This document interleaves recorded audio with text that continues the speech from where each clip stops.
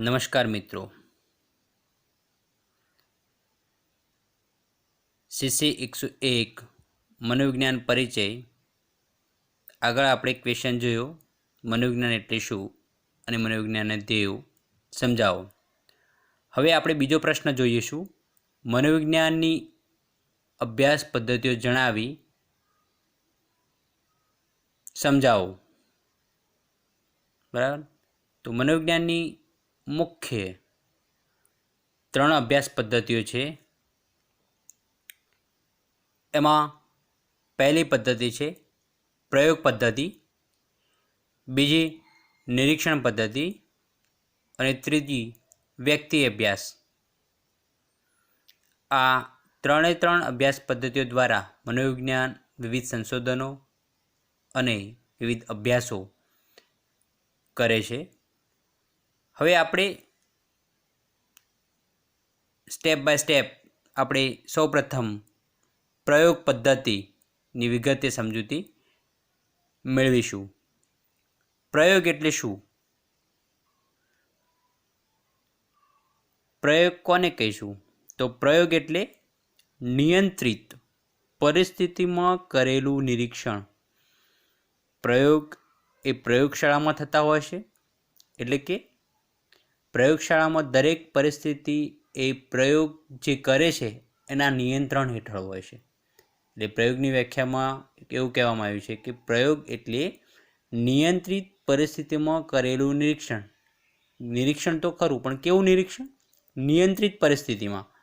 તો નિયંત્રિત પરિસ્થિતિમાં કરવામાં આવેલા નિરીક્ષણને આપણે પ્રયોગ કહીએ છીએ. વિજ્ઞાનમાં પ્રયોગ પદ્ધતિ એ સર્વશ્રેષ્ઠ પદ્ધતિ છે, જેમાં મોટાભાગનું સંશોધન એ પરિવર્ત્યો વચ્ચેનો સંબંધ શોધવા માટે કરવામાં આવે છે. સંશોધકોએ જાણવા માગે છે કે બે પરિવર્ત્યો વચ્ચે કેવા પ્રકારનો સંબંધ છે, શું સંબંધ છે એ જાણવા માગે છે. કોઈપણ વિજ્ઞાન પ્રયોગ વિના અધૂરું છે. એટલે કે પ્રયોગ વગર વિજ્ઞાન એ અધૂરું છે. પ્રયોગ કર્યા વગર એ સત્યને જાણી શકતું નથી. એટલે કે વિજ્ઞાનમાં પ્રયોગ એ અનિવાર્ય છે. ખરેખર જ્યાં પ્રયોગ નથી અથવા પ્રયોગ પદ્ધતિ સિવાય અન્ય પદ્ધતિનો ઉપયોગ પણ કરવામાં આવે છે. શા માટે? કે કાર્યકારણનો સંબંધ જાણવા માટે. કાર્યકારણનો સંબંધ એટલે કેવો સંબંધ? એક પરિવર્ત્ય વચ્ચે બીજા પરિવર્ત્યનો એટલે કે એક્સનો વાય સાથે શું સંબંધ છે, અથવા એક્સ નામના પરિબળના કારણે વાય નામનું પરિણામ ઉપજ્યું છે. તો એ જાણવા માટે આપણે પ્રયોગ પદ્ધતિનો ઉપયોગ અથવા એ સિવાયની અન્ય પદ્ધતિનો ઉપયોગ પણ આપણે કરીએ છીએ. હવે પ્રયોગમાં સંશોધકે એવી પરિસ્થિતિ પેદા કરે છે કે જેમાં અમુક પરિવર્ત્યને નિયંત્રણમાં રાખી અમુક પરિવર્ત્યોમાં ફેરફાર કરે છે. આના લીધે અમુક પરિસ્થિતિ અથવા અમુક પરિવર્ત્યોની શુદ્ધ અસર માપી શકાય છે. હવે આપણે એક ઉદાહરણ દ્વારા સમજૂતી મેળવીશું કે કયા કયા પરિવર્ત્યો કોની અસર કોના પર થાય છે. દાખલા તરીકે આપણે દારૂની યાદશક્તિ પર અસર જાણવી હોય તો આપણે પ્રયોગશાળામાં પ્રયોગ દરમિયાન આપણે જાણી શકીએ છીએ. એમાં પરિવર્ત્ય ઉપર નિયંત્રણ પણ આપણે કરી શકીએ છીએ કે દારૂની માત્રામાં વધારો અને ઘટાડો કરી અને આપણે એમની યાદશક્તિ વિશે અથવા એમની માત્રા ઓછી વધતી કરી અને એમની યાદશક્તિમાં કેટલો ઘટાડો અને કેટલો વધારો થાય છે એ આપણે જાણી શકીએ છીએ. હવે તમને એ પ્રશ્ન થતો હશે કે પ્રયોગમાં વારંવાર પરિવર્ત્યો શબ્દ આવે છે, તો પરિવર્ત્ય એટલે શું? તો આપણે પરિવર્ત્યની વાત કરીએ છીએ કે પ્રયોગમાં જે પરિવર્ત્ય શબ્દ વપરાય છે, તો પરિવર્ત્ય કોને કહે છે? કયા કયા પરિવર્ત્યો છે, તેની શું ભૂમિકા છે પ્રયોગમાં? તો મુખ્ય બે પ્રકારના પરિવર્ત્યો છે. એક સ્વતંત્ર પરિવર્ત્ય, જેને આપણે ઇંગ્લિશમાં ઇન્ડિપેન્ડન્ટ વેરિયેબલ પરિવર્ત્યને આપણે વેરિયેબલ તરીકે ઓળખીએ છીએ ઇંગ્લિશમાં. બીજું છે આધારિત પરિવર્ત્ય. આ બે મુખ્ય પ્રકારના પરિવર્ત્યો છે. એ સિવાય એક પણ ત્રીજું પરિવર્ત્ય છે. તો આ બે સિવાયનું આ ત્રીજું પરિવર્ત્ય છે નિયંત્રિત પરિવર્ત્ય. પ્રયોગ દરમિયાન ક્યારેક આ ત્રીજા પરિવર્ત્યનો પણ ઉપયોગ થતો હોય છે. તો પ્રયોગમાં પરિવર્ત્યોની વાત કરતા હતા તો મુખ્ય બે પ્રકાર છે, સ્વતંત્ર પરિવર્ત્ય, બીજું આધારિત પરિવર્ત્ય, અને ત્રીજું એ સિવાય જેનો આપણે નિયંત્રિત પરિવર્ત્ય તરીકે ઓળખીએ છીએ. તો આમની પ્રયોગમાં શું ભૂમિકા છે તેના વિશે આપણે વિગતે ચર્ચા કરીએ. સ્વતંત્ર પરિવર્ત્ય કોને કહે છે? તો પ્રયોગ દ્વારા જે પરિવર્ત્યને પ્રત્યક્ષ રીતે હેતુપૂર્વક નિયંત્રિત કરવા અથવા નિયંત્રિત પરિસ્થિતિમાં બદલવામાં આવે છે તેને સ્વતંત્ર પરિવર્ત્ય કહે છે. એક ઉદાહરણ મેં અહીંયા લખ્યું છે કે ઘોંઘાટની શિક્ષણ પર થતી અસર તપાસવી. તો આમાં બે પરિવર્ત્યો છે. એ બે પરિવર્ત્યોની સમજ આ ઉદાહરણમાં આપણે આધારિત પરિવર્ત્ય જે બીજું છે એ સમજીશું. એના પછી હું તમને આ ઉદાહરણ સમજાવીશ. મિત્રો, સ્વતંત્ર પરિવર્ત્યની આપણે જે વ્યાખ્યા સમજ્યા કે પ્રયોગકર્તા દ્વારા જે પરિવર્ત્યની પ્રત્યક્ષ રીતે કોઈપણ હેતુપૂર્વક તેને નિયંત્રિત પરિસ્થિતિમાં બદલવામાં આવે છે તેને આપણે સ્વતંત્ર પરિવર્ત્ય કહે છે. જ્યારે આધારિત પરિવર્ત્ય એટલે કે ડિપેન્ડન્ટ વેરિયેબલ આધારિત બીજા ઉપર આધાર રાખે છે તેને આપણે આધારિત પરિવર્ત્ય કહે છે. તો એની વ્યાખ્યાને જોઈશું. તો સ્વતંત્ર પરિવર્તનને લીધે પ્રાણીના વર્તનમાં થતો ફેરફાર કોના કારણે? તો સ્વતંત્ર પરિવર્તનના કારણે જે પ્રાણીમાં ફેરફાર થાય છે તેના વર્તનમાં તેને આપણે આધારિત પરિવર્ત્ય કહે છે. હવે આ બંને જે પરિવર્ત્યો છે, સ્વતંત્ર પરિવર્ત્ય અને આધારિત પરિવર્ત્ય, આ બંને પરિવર્ત્યોને વિશે આપણે આ ઉદાહરણના આધારે આપણે સમજ મેળવીએ. તો ઘોંઘાટની શિક્ષણ પર થતી અસર તપાસવી. તો ઘોંઘાટની શિક્ષણ પર શું અસર થાય છે એના વિશે આપણે સંશોધન કરવાનું છે, તપાસ કરવાની છે. તો આમાં કયું પરિવર્ત્ય સ્વતંત્ર છે અને કયું પરિવર્ત્ય આધારિત છે તો આપણે જાણીશું. તો ઘોંઘાટની શિક્ષણ પર થતી અસરમાં ઘોંઘાટ એ સ્વતંત્ર પરિવર્ત્ય છે. શા માટે સ્વતંત્ર પરિવર્ત્ય છે? તો પ્રયોગકર્તા એટલે કે જે પ્રયોગ કરે છે એ પ્રયોગકર્તા ઘોંઘાટમાં વધારો કે ઘટાડો, શાંતિ અશાંતિ પેદા કરી શકે છે. ઓછો વધારે એની અસર એ શિક્ષણ ઉપર થવાની છે. આમાં કોઈ ફેરફાર, આમાં જે પણ ફેરફાર થશે શિક્ષણમાં એ ઘોંઘાટના વધારે કે ઓછા પરિણામના આધારે થશે. એક બીજું ઉદાહરણ લઈએ આપણે કે દારૂની યાદશક્તિ પર થતી અસર તપાસવી. તો દારૂ એ શું છે? દારૂ એ સ્વતંત્ર પરિવર્ત્ય છે. કેમ કે દારૂની માત્રા આપણે વધારે કે ઓછી કરી શકીએ છીએ. દારૂની માત્રા, જો વધારે દારૂ પીવે તો કદાચ એ યાદ ના પણ રાખી શકે, અને દારૂની માત્રા ઓછી હશે તો એ યાદશક્તિ એની રહેશે. તો એમાં બે અલગ અલગ ગ્રુપ જ્યારે પ્રયોગ કરે છે તો બે અલગ અલગ ગ્રુપ પાડીએ છીએ અને ગ્રુપના આધારે આપણે એની જે અસરો છે એ તપાસીએ છીએ. તો કયા ગ્રુપો છે તો એ ગ્રુપની આપણે ચર્ચા આગળ કરીશું. વિદ્યાર્થી મિત્રો, કહ્યું હતું કે બે મહત્ત્વના તે મુખ્ય પરિવર્ત્યો છે. એ સિવાયનું ત્રીજું પણ એક પરિવર્ત્ય છે જેને આપણે નિયંત્રિત પરિવર્ત્ય તરીકે ઓળખીએ છીએ. તો નિયંત્રિત પરિવર્ત્યની શું ભૂમિકા છે? પ્રયોગશાળામાં નિયંત્રિત પરિવર્ત્યની શું ભૂમિકા છે? તો નિયંત્રિત પરિવર્ત્યમાં તો જ્યારે આ સ્વતંત્ર અને આધારિત પરિવર્ત્યો કાર્ય કરી રહ્યા હોય છે ત્યારે આપણે નિયંત્રિત પરિવર્ત્યમાં કેટલીક બાબતોને આપણે નિયંત્રણ કરવાની હોય છે. તો કઈ કઈ બાબત? પ્રયોગશાળામાં જ્યારે આપણે પ્રયોગ કરી રહ્યા હોય છે ત્યારે વધતો ઓછો પ્રકાશ એ પણ શિક્ષણ પર અથવા આપણા ધ્યાન પર અસર કરે છે. ઘોંઘાટ, જ્યારે આપણે અભ્યાસ કરી રહ્યા હોય છે ત્યારે વધારે કે ઓછો ઘોંઘાટ એ પણ આપણી શિક્ષણ પર અસર કરતો હોય છે. તો આવા કેટલાક બાહ્ય પરિબળોને આપણે શું કરવાના હોય છે? નિયંત્રણ કરવાના હોય છે. અને આવા બાહ્ય પરિબળોનું નિયંત્રણ કરી અને આપણે આ પ્રયોગને સચોટ પરિણામ લાવવા માટે આપણે પ્રયત્ન કરતા હોય છે. તો પ્રયોગમાં આપણે આ 3 પરિવર્તનનો અભ્યાસ કર્યો. એક સ્વતંત્ર પરિવર્ત્ય, બીજું આધારિત પરિવર્ત્ય અને ત્રીજું નિયંત્રિત પરિવર્ત્ય. ઇન્ડિપેન્ડન્ટ વેરિયેબલ, ડિપેન્ડન્ટ વેરિયેબલ અને કંટ્રોલ વેરિયેબલ, જેને આપણે ઇંગ્લિશમાં કંટ્રોલ નિયંત્રણ વેરિયેબલ તરીકે પરિવર્ત્ય તરીકે ઓળખીએ છીએ. આપણે પહેલાં વાત કરી હતી કે પ્રયોગમાં 2 પ્રકારના જૂથ હોય છે. તો એક પ્રાયોગિક જૂથ છે અને બીજું નિયંત્રિત જૂથ છે.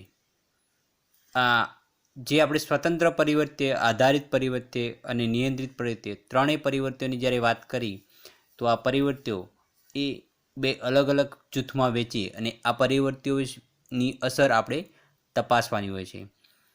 તો પ્રાયોગિક જૂથ કોને કહે છે અને નિયંત્રિત જૂથ કોને કહે છે? તો આપણે આ ઉદાહરણ લઈએ કે ઘોંઘાટની શિક્ષણ પર થતી અસર. તો આપણે 2 જૂથ પાડીશું, એક પ્રાયોગિક જૂથ અને એક નિયંત્રિત જૂથ. તો પ્રાયોગિક જૂથમાં કે એક જૂથને આપણે ઘોંઘાટવાળા વાતાવરણમાં એને શિક્ષણ આપીશું, જ્યારે બીજું એક જૂથ છે જેને આપણે ઘોંઘાટ રહિત, બિલકુલ જ્યાં થોડો પણ પ્રકારનો ઘોંઘાટ ન હોય, શાંત વાતાવરણમાં. તો આ બંનેની શિક્ષણ પર અથવા કેવા પ્રકારનું શિક્ષણ મળે છે, ઘોંઘાટવાળા વાતાવરણમાં શિક્ષણ પર શું અસર થાય છે અને ઘોંઘાટ રહિત વાતાવરણમાં વિદ્યાર્થીઓના શિક્ષણમાં શું અસર થાય છે. તો આ પ્રયોગ આપણે 2 અલગ અલગ વિભાગમાં, 2 જૂથમાં, એક પ્રાયોગિક જૂથ અને એક નિયંત્રિત જૂથ, એમ અલગ અલગ જૂથમાં આપણે એનો અભ્યાસ કરીશું. તો પ્રયોગમાં આવા 2 જૂથનો પણ અભ્યાસ કરવામાં આવે છે અને 2 જૂથ પાડી અને એનો અભ્યાસ કરી અને આપણે એના પરિણામ જાણીએ છીએ કે ઘોંઘાટની શિક્ષણ પર અસર થાય છે કે નથી થાય છે તો એની શિક્ષણ પર શું અસર થાય છે. તો એ આપણે આ પ્રયોગ કરી અને આ અભ્યાસ આપણે કરીએ છીએ. પ્રયોગમાં આ 2 અલગ અલગ જૂથની વાત કરી. તો જૂથમાં કેટલા પ્રકારના વ્યક્તિઓ રાખવા અથવા જૂથ કેટલાનું હોવું જોઈએ, તો એને આપણે શું કહીએ છીએ? વિજ્ઞાનની ભાષામાં નિદર્શન, સેમ્પલ. તમે જે સંશોધન કરવા માગો છો અથવા જેનો અભ્યાસ કરવા માગો છો એ અભ્યાસનું સેમ્પલ કેટલું છે? સેમ્પલ એટલે કે નમૂનો. આપણે ઉદાહરણ લઈએ કે કંઈ પણ કઠોળની અથવા ખરીદી કરવા માટે જઈએ છીએ ત્યારે આપણે મુઠ્ઠી ભર્યા ચોખા લઈએ છીએ અને આપણે જોઈએ છીએ, બોરીમાંથી એક મુઠ્ઠી ચોખા લઈને આપણે જોઈએ છીએ કે કેવા પ્રકારના છે. તો એ મુઠ્ઠી ચોખાના આધારે આપણે બોરીની કેવી હશે એની આપણે એક અનુમાન લગાવીએ છીએ. તો એ મુઠ્ઠી ચોખા એ શું છે? સેમ્પલ છે, એ નિદર્શન છે. તો આપણે જે અભ્યાસ કરવાના છે, જે પ્રયોગ કરવાના છે, તો એ સેમ્પલ એ કેટલું મોટું છે, કેટલું નાનું છે, એની સંભાવના કેટલી રહેલી છે. જેટલો મોટો નિદર્શ છે એટલો પરિણામ સારું આવવાની સંભાવના છે અને નાના નિદર્શમાં આપણે એની જે સામાન્યકરણ છે એ આપણે કરી શકતા નથી. એટલે કે નિદર્શ એ અગત્યનું છે. સેમ્પલ સાઇઝ કેવી છે? પ્રયોગમાં સામાન્યકરણ કરવા માટે સેમ્પલ સાઇઝનું નિદર્શન સહાયરૂપ આપણને બને છે. પ્રયોગ પદ્ધતિ જે આ ભણ્યા આપણે, એ પ્રયોગ પદ્ધતિના લાભ શું છે, આપણને શું ફાયદો છે? તો પહેલો ફાયદો એ છે કે ભાઈ પ્રયોગ પદ્ધતિ એ વસ્તુનિષ્ઠ અને પૂર્વગ્રહ મુક્ત હોય છે. એમાં કોઈપણ પ્રકારના પૂર્વગ્રહ હોતા નથી અને વસ્તુનિષ્ઠ એટલે કે જે વસ્તુનો અભ્યાસ કરે છે એ વસ્તુનું સચોટ પરિણામ આપણને જોવા મળે છે. બીજું છે પરિસ્થિતિનું નિયંત્રણ થઈ શકે છે. એટલે કે આપણે જ્યારે પ્રયોગશાળામાં પ્રયોગ કરીએ છીએ ત્યારે જે તે પરિસ્થિતિનો આપણે પ્રયોગકર્તા તરીકે આપણે એનું નિયંત્રણ કરી શકીએ છીએ. ત્રીજું છે પ્રયોગમાં પુનરાવર્તન થઈ શકે છે. એકવાર પ્રયોગ કર્યા પછી ફરીથી જો આપણે એની ચકાસણી કરવી હોય તો આપણે ફરીથી પણ પ્રયોગશાળામાં ફરીથી એ પ્રકારની પરિસ્થિતિ ઊભી કરીને આપણે ફરી પ્રયોગ કરી શકીએ છીએ. એટલે કે પુનરાવર્તન કરી શકીએ છીએ. એટલે પ્રયોગશાળાની અથવા આ પ્રયોગ પદ્ધતિની આ સૌથી મોટી એક ફાયદો છે કે આપણે પુનરાવર્તન કરી શકીએ છીએ. ત્રીજું છે કે એમાં ચોથું શાંતિથી અભ્યાસ થઈ શકે છે. બિલકુલ વ્યક્તિ એટલે કે પ્રયોગકર્તા પોતાની ફુરસતથી અથવા પોતાની રીતે શાંતિથી અભ્યાસ કરી શકે છે.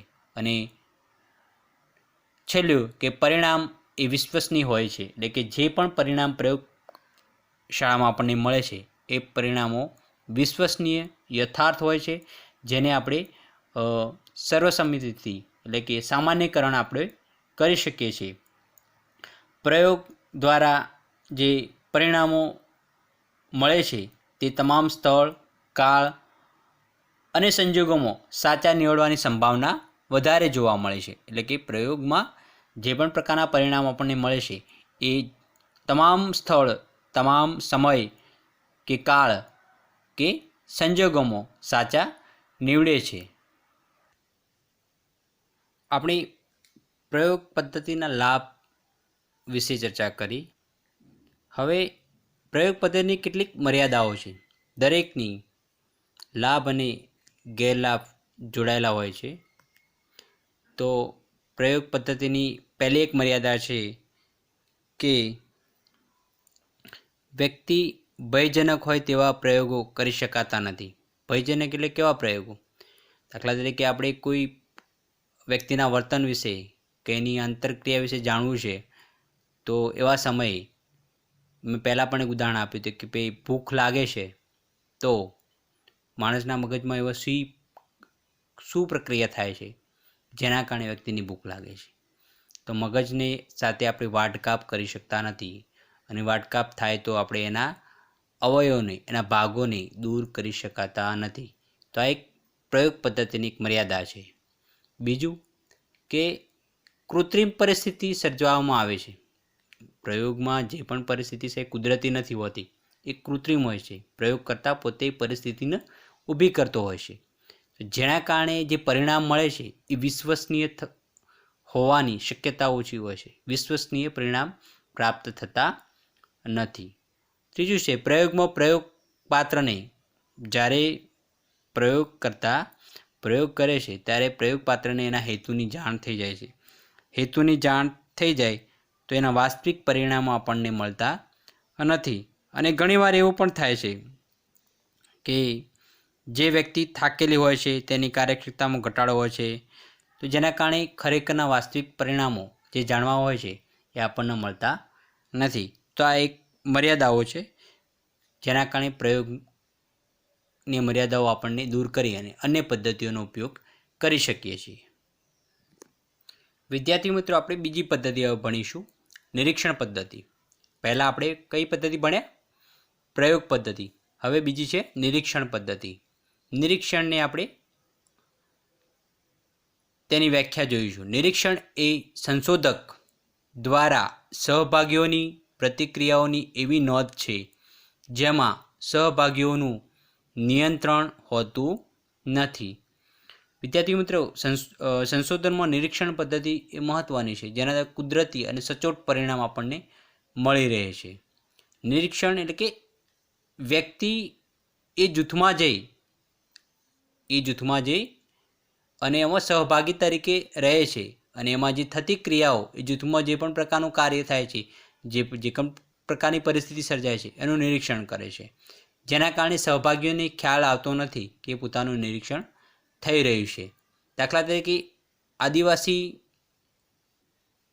પ્રજા કેવા પ્રકારનું જીવન જીવી રહી છે અથવા એમના કઈ સંસ્કૃતિ છે, તો એ વિશે જાણવું હોય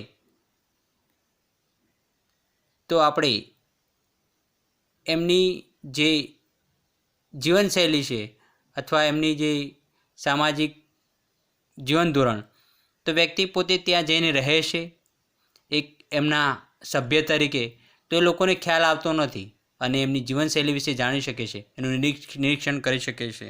બરાબર. અને નિરીક્ષણ એ સૌથી મહત્ત્વની હતી, સૌથી સરળ પદ્ધતિ છે જેના દ્વારા આપણે વર્તન વિશે અમૂલ્ય માહિતી મળે છે. સ્વાભાવિક રીતે તમે જિયોગ્રાફી ચેનલ જોતા હશો, નેશનલ જિયોગ્રાફિક, જેમાં પ્રાણીઓના કુદરતી વર્તન વિશે, બચ્ચા સાથે મસ્તી કરતા હોય છે, ફરતા હોય છે, શિકાર કરતા હોય છે, તો આ વર્તનને આપણે જોઈ શકીએ છીએ. તો આ શું છે? એક પ્રકારનું નિરીક્ષણ છે, અને જેને આપણે કેમેરા દ્વારા આપણા વિડીયો રેકોર્ડિંગ દ્વારા આપણે એની નોંધ કરે છે. અને આ વિડીયો રેકોર્ડિંગ અને કેમેરા દ્વારા આપણે એની નોંધને જોઈને પછી વર્તન વિશે માહિતી મેળવીને આપણે એની વિશે સમજ મેળવીએ છીએ અને એનો અભ્યાસ કરતા હોઈએ છીએ.